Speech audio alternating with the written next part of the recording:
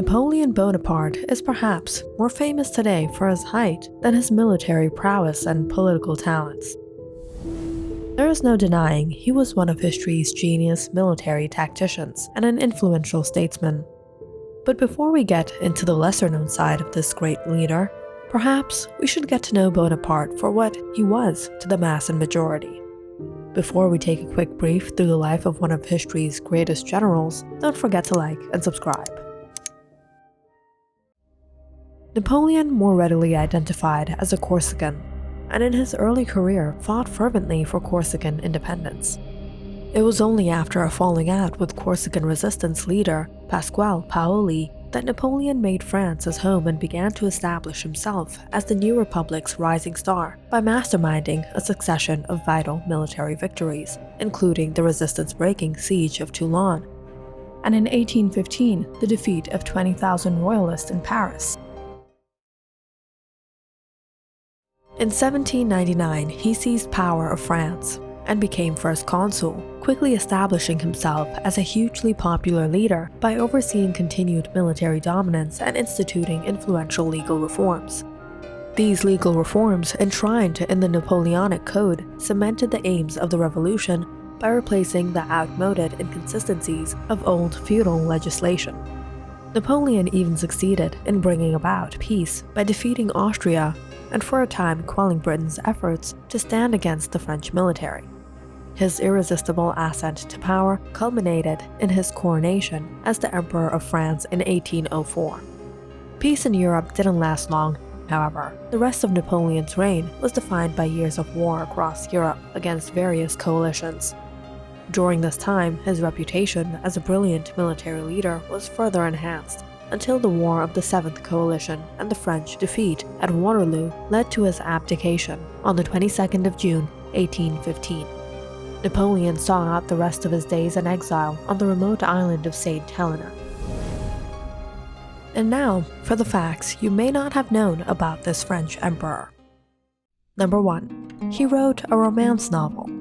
Behind the ruthless, battle-hardened facade, Napoleon was a bit of a softie, as both his embarrassingly soppy love letters and a recently unearthed romantic novella prove. Napoleon was a talented writer.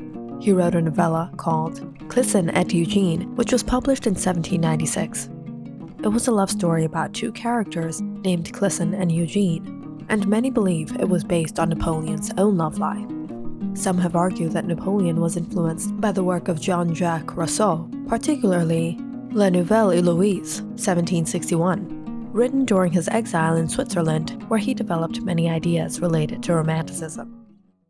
Number 2. Napoleon Bonaparte inspired the term Napoleon complex. The term Napoleon complex is used to describe a person who is short in stature and has an inferiority complex as a result. It's characterized by overly aggressive or domineering social behavior where you feel the need to be superior at everything and possess all that someone else has, even though it may go against your own values. This term was first used to describe Napoleon Bonaparte, who was said to be short. Napoleon's short stature did not hold him back, as he compensated for it by seeking power and war. He led France to many victories in these fields throughout his reign. Number 3. Some believe Napoleon wasn't actually short. Even though the term Napoleon complex was coined after him, historians believe Napoleon was actually of average height. He was often surrounded by tall soldiers, so he looked short-statured in comparison. At the time of his death, he measured 5 feet 2 inches in French units, the equivalent of 5 feet 6 inches in modern measurement units. Number 4. His first wife, Josephine Bonaparte, was a controversial figure, and she narrowly avoided the guillotine. Josephine Bonaparte was a talented woman in her own right and helped Napoleon with his campaigns and with running the government. However, their marriage was not without controversy. Josephine was unfaithful to Napoleon, but he also had several affairs of his own. Josephine was previously married to Alexandre de Beauharnais, with whom she had 3 children, an aristocrat who was guillotined during the Reign of Terror.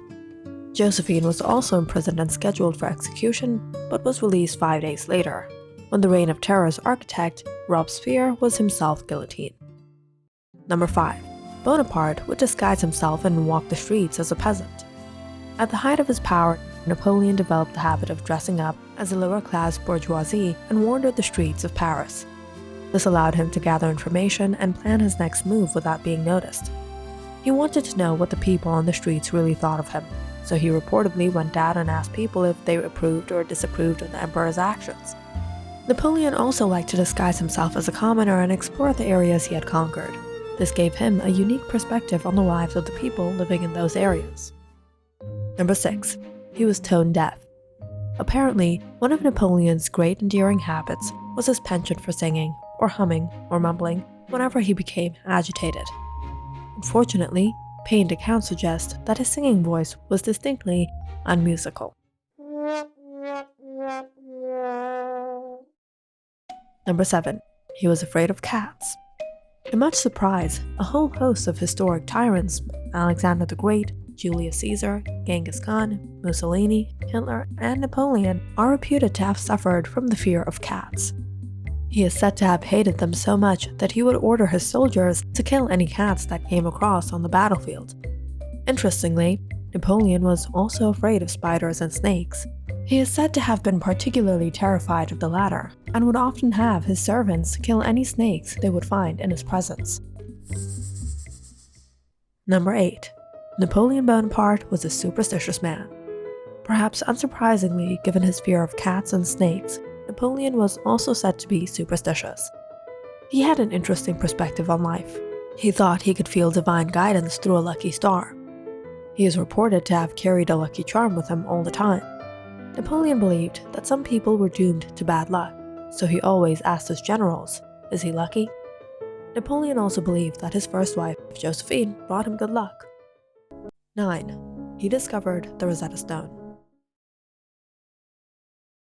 Now held in the British Museum in London, the Rosetta Stone is a granite slab carved in 3 scripts: hieroglyphic Egyptian, Demotic Egyptian, and Ancient Greek.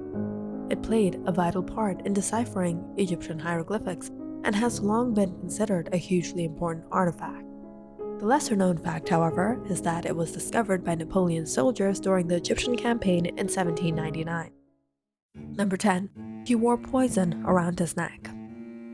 It is said that Napoleon carried a vial of poison attached to a cord he wore around his neck that could be swiftly downed should he ever be captured. Apparently, he did eventually imbibe the poison in 1814 following his exile to Elba, but its potency was by then diminished and only succeeded in making him violently ill. Number 11. A submarine escape plot was hatched to rescue him from the exile in St. Helena. Following his defeat at Waterloo, Napoleon was exiled to St. Helena, a small island in the South Atlantic, 1,200 miles from the nearest land. Escape from such isolated incarceration was reckoned to be near impossible. Even so, numerous plans were hatched to rescue the exiled emperor, including an audacious plan involving 2 early submarines and a mechanical chair. Number 12. The cause of his death remains a mystery. Napoleon Bonaparte died on May 5, 1821, on the island of St. Helena, but the cause of his death is still a matter of debate.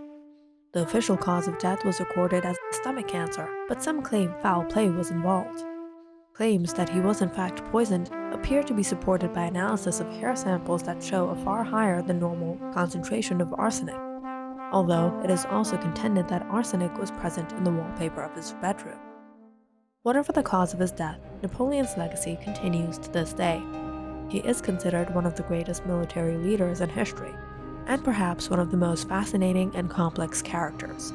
But there is much more than his military exploits or his appearance that meets the eye. If you enjoyed learning about some of the lesser-known aspects of Napoleon's life and career, comment down in the section below. What do you think is the most interesting thing about him? And what legendary historical figure would you like us to cover next?